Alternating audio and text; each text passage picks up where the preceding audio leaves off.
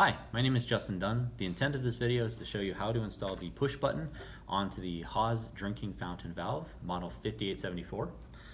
First, I'd like to explain that there are two different types of push buttons. There is the recessed button that will sit flush with the front of the drinking fountain, and there is a flanged button that is supposed to sit out from the drinking fountain.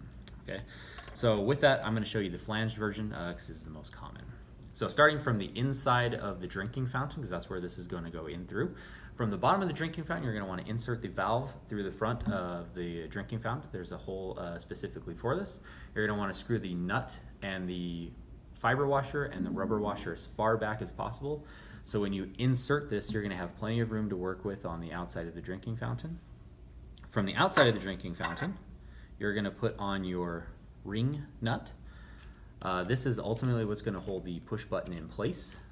We're going to screw that on so we have plenty of room to work on the outside of the fountain. Now the drinking fountain is going to sit here between the washers and the ring nut.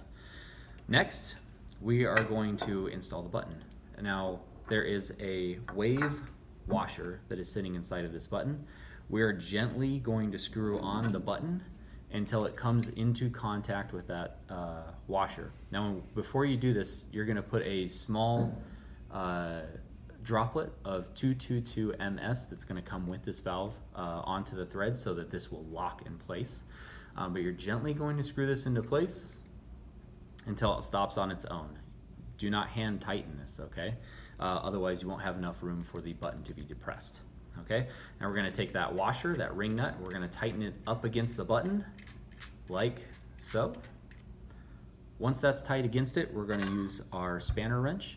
There are two holes in the front here. On either side of the center hole, we're going to spin the spanner wrench until it locks into place and then tighten. Okay, now along with that 222 ms and the tightening of that, this will be vandal resistant on the outside of the fountain.